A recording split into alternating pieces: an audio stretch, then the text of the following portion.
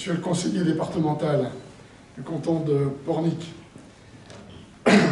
Monsieur le président de Pornic-Aglo-Pays de Ré, cher Jean-Michel, Mesdames, Messieurs les maires et les élus, chers collègues, Mesdames, Messieurs les représentants de la gendarmerie, des pompiers, des cultes, des forces vives de notre commune, associations, commerçants, artisans, professions libérales, Madame la directrice de l'école des Petits Mousses, Madame la directrice générale des services, Mesdames, Messieurs les membres du personnel communal,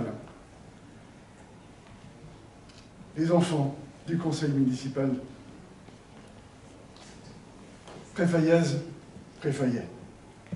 Bonne année à tous, à vos familles et à vos proches. Je vous présente tous mes vœux de santé, de bonheur, de réussite dans tous vos projets individuels et collectifs. Que vos actions se réalisent sous le signe de la solidarité et de la fraternité. La dernière cérémonie des vœux en présentiel remonte en janvier 2020. Depuis 3 ans, de nombreux événements ont bouleversé la vie municipale et surtout, et tout simplement, la vie de chacun d'entre vous. La crise sanitaire retardant la mise en place des conseils municipaux et des instances territoriales.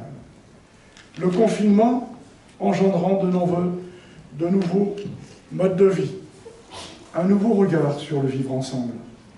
Ainsi, les tendances constatées avant la crise sanitaire se sont confirmées, voire accélérées. De plus en plus de nos concitoyens en résidence secondaire passent 8-10 mois sur la commune. Le développement du télétravail permet pour certains de se partager entre les grands centres urbains et une partie de la semaine sur Préfaille. Ainsi, nous constatons que, par exemple, le nombre des électeurs est passé de 1300 environ en 2020 à 1600 en 2022 au moment des élections présidentielles.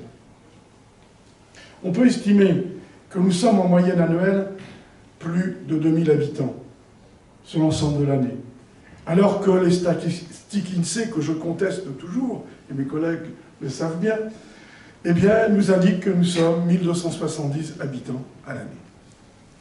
Le nombre d'élèves de notre école augmente, ainsi que les demandes en microcrèche. Cette crise sanitaire mondiale qui dure nous a fait prendre conscience de l'unité du genre humain, de l'interdépendance des nations. Pendant cette période, devant certaines défaillances de l'État, le rôle de proximité des communes a été redécouvert pour y suppléer. La guerre en Europe engendre, avec l'invasion de l'Ukraine par la Russie, une crise économique, sociale et financière, dont tous nos concitoyens et nos entreprises sont touchés. Dans ce contexte politique imprévu, vos élus et l'administration communale ont assuré la continuité de l'action publique. Malgré les difficultés, nous avons mis en œuvre le programme que nous nous avions présenté en 2020 et que nous déroulerons dans les années qui viennent, selon 2 axes. Dynamiser notre développement économique, touristique et culturel. Renforcer les services à la population dont les besoins évoluent. Nous vous avons rendu compte de l'exécution de ce programme. Parmi les plus importants dossiers, nous pouvons citer la fin de l'aménagement de la descente de la Grande Plage, la fin de l'aménagement de l'axe Bourg-Port-Meleux, la continuité de l'effacement des réseaux de l'axe Bourg-Pointe-Saint-Gildas, la livraison des 24 premiers logements de la Marpa d'Estran, la livraison de la nouvelle boucherie-charcuterie. Ainsi, quelles que soient les circonstances, nous avons tenu à vous informer, comme tu viens de le faire, Gérard. Merci, Gérard, et vous tous, membres du conseil municipal présent, pour vos vœux. Je salue votre dévouement pour servir l'intérêt général, souvent au détriment de la vie familiale. Que vos familles soient remerciées pour leur compréhension. Certains d'entre vous, surtout les nouveaux élus, ont été surpris par la quantité de travail à réaliser, par le temps à consacrer à la vie municipale. Aussi, il faut prendre conscience que servir l'intérêt général, c'est souvent recevoir beaucoup de reproches et peu de remerciements. Mais il faut s'y faire. On s'est engagé. Merci aux membres du conseil municipal des enfants pour leurs vœux. Vous portez un regard neuf, parfois décapant, sur la vie municipale.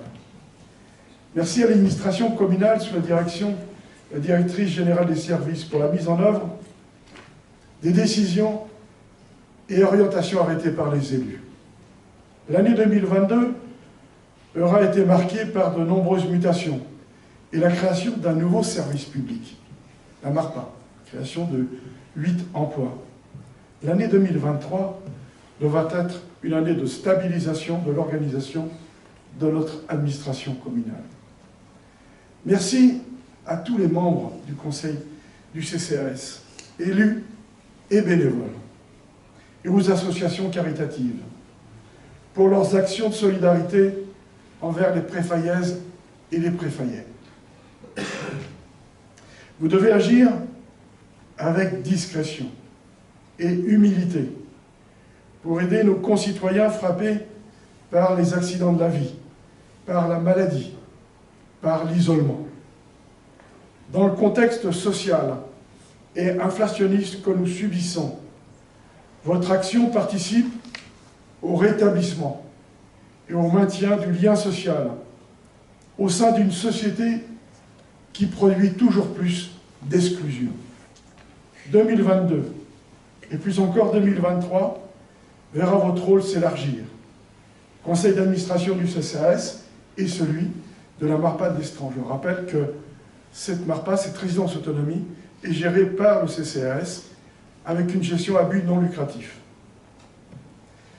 Et votre rôle va s'élargir par votre implication dans le conseil à la vie sociale, les commissions menues et animations de la MARPA. Merci et tous mes voeux aux commissions extra-municipales, processus que nous avons mis en place de concertation depuis 2014. Commissions extra-municipales permanentes ou temporaires, qui ont surtout repris force et vigueur en 2022. Merci à nos concitoyens et associations pour leur participation. Votre action représente une autre façon de servir l'intérêt général. Alors, quelles seront les principales actions de la commune, du conseil municipal pour l'année 2023? Tout d'abord, concernant la sécurité. La mise en service de la vidéoprotection devrait intervenir courant février, après les autorisations de l'État. Je rappelle aussi, et je remercie nos concitoyens, c'est près qui participent à la participation citoyenne, c'est près de 70 préfayaises et préfayais qui collaborent avec la gendarmerie. 2023 verra aussi la mise en œuvre du schéma de mobilité élaboré pendant les 2 dernières années par Dominique Ferron avec son équipe et présenté à nos concitoyens en novembre dernier. Dans la dernière mandature, la décision avait été prise de limiter la vitesse automobile sur l'ensemble du territoire de notre commune, selon le secteur à 30 km/h et 20 km/h. Dans la continuité de cette action, dans la mise en œuvre de ce schéma de mobilité, pour assurer la sécurité de tous les usagers sur nos espaces publics, les aménagements expérimentaux et définitifs seront réalisés à partir de 2023. Les études de maîtrise d'œuvre pour l'aménagement de l'axe Bourg-Pointe-Saint-Gildas seront lancées début 2023 et la concertation avec le riverain sera organisée. Concernant la maintenance et la gestion de notre patrimoine bâti, les travaux concerneront le ravalement de l'espace culturel et la chapelle. Les études de maîtrise d'œuvre et la concertation seront lancées sur le devenir de la Grange Tabarly, qui avait été acquise dans la dernière mandature avec l'aide de l'agence foncière, la Maison Vaillant et la rénovation du parc de l'îlot Espace culturel. Pour participer à la transition énergétique, une réflexion sera lancée pour étudier les dispositifs de production d'énergie sur tous nos bâtiments publics. Je vous rappelle que déjà, la mairie et la MARPA sont déjà équipés de panneaux photovoltaïques. La réflexion concernera l'école, l'ancienne mairie, les services techniques et l'espace culturel.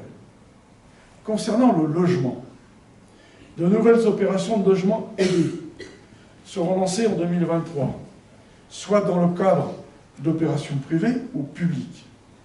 Il s'agira de réaliser une vingtaine de logements sous forme de locatifs sociaux ou d'accession aidée à la propriété.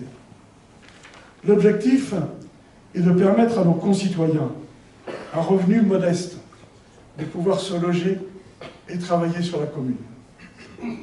À la suite de la rénovation des anciens logements d'enseignants à l'école de Petit-Mousse, la commune développe progressivement une capacité pour accueillir des travailleurs saisonniers.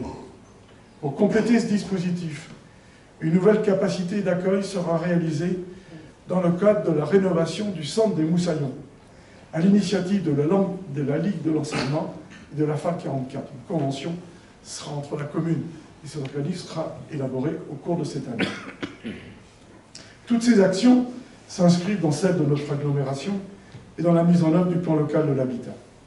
2023 verra aussi la fin de la construction d'un MARPA d'Estran, par la livraison des 6 derniers logements en mai-juin. Cette livraison participe à la diversification du mode de vie sur notre commune. Aujourd'hui, à fin janvier, sur les 24 premiers logements, 21 seront occupés. Je pense qu'à la fin du premier trimestre, les 24 premiers logements seront occupés et pour la fin de l'année, les 30 logements seront occupés. Les services à la population. Notre commune, comme de nombreuses autres communes, est touchée par la diminution de la couverture médicale. Cette situation est le résultat de 30 ans de politique publique, quels que soient les gouvernements. Notre système de santé est en régression, en grande difficulté. Jusqu'à présent, la santé publique était une des prérogatives de l'État. Devant sa défaillance, les collectivités locales sont obligées d'intervenir. C'est tout le sens de la signature du contrat local de santé signé par Pornicallo en 2022. En 2023, notre commune continuera à travailler pour la création d'une maison de santé à notre échelle, en complémentarité avec les services existants ou à venir sur nos communes limitrophes. Pour cette réalisation, toutes les parties prenantes devront prendre leurs responsabilités. Nous n'accepterons pas la mise en concurrence des collectivités par certains professionnels de santé. Tous ces projets répondent et s'inscrivent dans l'appel à manifestation d'intérêt, sous le sigle projet AMI, initialisé par le département. Notre commune élabora son plan guide au cours de cette année, permettant ainsi l'accès au financement du département à hauteur de 30% sur nos projets. 2 projets ont déjà fait l'objet de cette manifestation d'intérêt, c'était la MARPA et la réalisation de la charcuterie boucherie traiteur, où nous avions, avec l'aide de l'agence foncière, acquis ce bâtiment rénové et mis en service en octobre dernier. L'animation. L'animation, c'est en gros organisé par la commune, en dehors des animations des associations, c'est 70 animations environ par an. La programmation des animations 2023 vous sera présentée courant janvier, comme chaque année, avec toujours pour objectif l'étalement des événements sur l'année. Parmi les nouveautés de 2022, Gérard en a parlé, la descente de caisse à savon sera reconduite en 2023. En 2023, nous mettrons à l'honneur la culture brésilienne. Comme chaque année, vous savez, depuis 2014, on essaie de mettre en œuvre, pratiquement, ce poème de Michel Torgui, qui définit l'universel. L'universel, c'est le local, sont les murs. Et donc les murs, dans nos sociétés d'aujourd'hui, on doit les abattre. Et donc, chaque action, aussi humble soit-elle, eh bien, doit participer à ce projet. Ainsi, les associations, les commerçants et autres pourront mettre en œuvre et célébrer la culture brésilienne. Sur le plan sportif, dans le cadre du projet de nautisme de Pornicaglo-Pedré, nous accueillerons avec les communes littorales, Saint-Michel, La Plaine, Pornic, la Bernerie et les Moutiers, les compétitions de la Ligue régionale de voile en 2023-2024. C'est aussi une évolution importante, c'est 250 bateaux qui viendront sur notre littoral sud de l'estuaire. Préfaille accueillera dans les compétitions de dériveurs, soit à peu près 70 bateaux environ au mois de juin. Aussi, toujours en cadre du projet nautisme, en mars 2023, Préfaille participera à la mise en place de Start Voile, premier volet d'une filière de formation de moniteurs de voile qui se poursuivra sur Pornic. À ce jour, 14 candidats ont manifesté leur intérêt. Nos espaces naturels et boisés, le secteur de Porogo-Porma, à cheval sur Pornic et Préfaille, verra l'aboutissement de la réflexion sur son plan de gestion. Le secteur de l'après verra les premiers transferts de propriété entre la SAFER, avec qui nous avions confié une mission en 2019, et la commune. C'est entre 5 et 7 hectares qui seront transférés à la commune.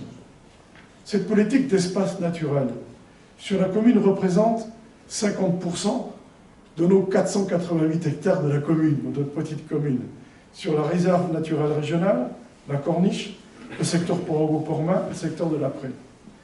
Cette politique foncière a été menée depuis de nombreuses années entre la municipalité, le département de Loire-Atlantique et le Conservatoire des littorales. Ainsi, à la fin de cette mandature, on peut estimer qu'entre 80 et 90% de nos espaces naturels seront propriété publique.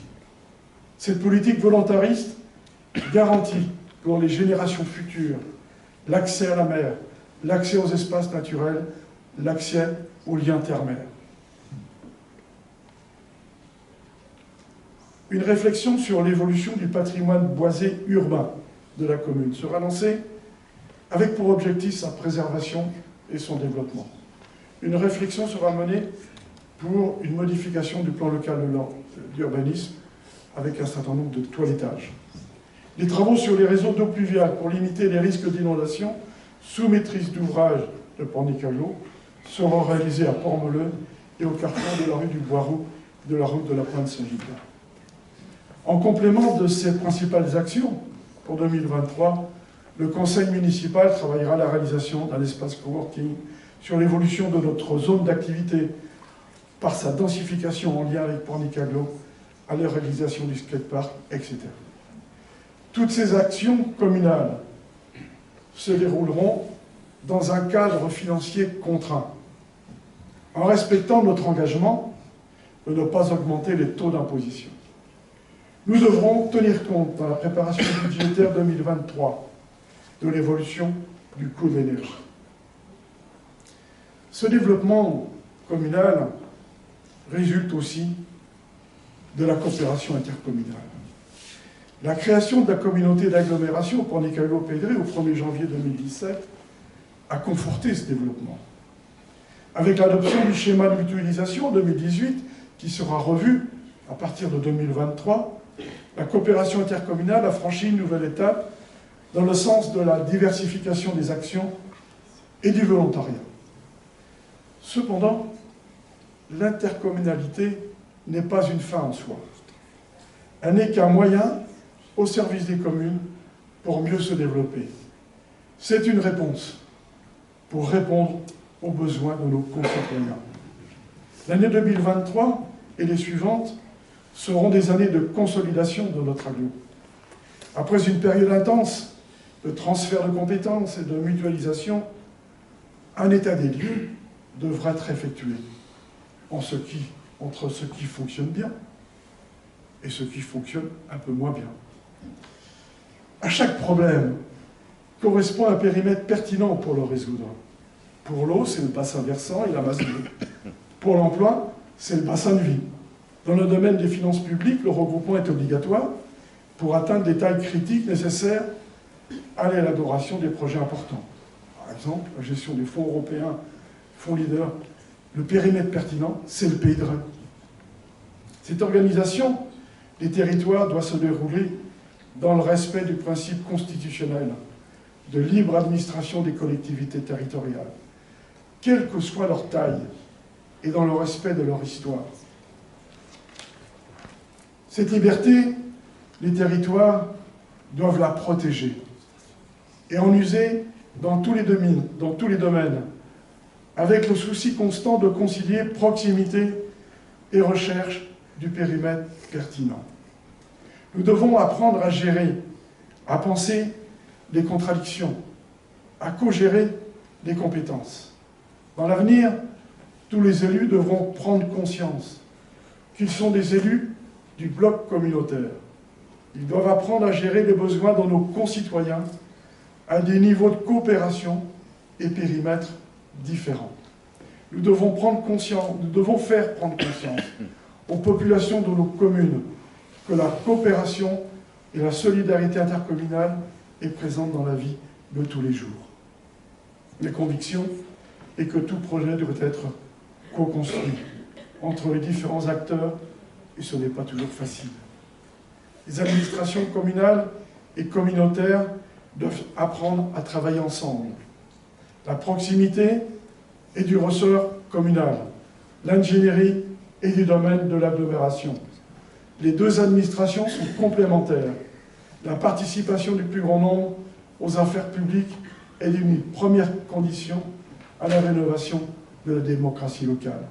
Les circonstances actuelles me confortent dans cette conviction. Bonne année à tous et merci de votre attention.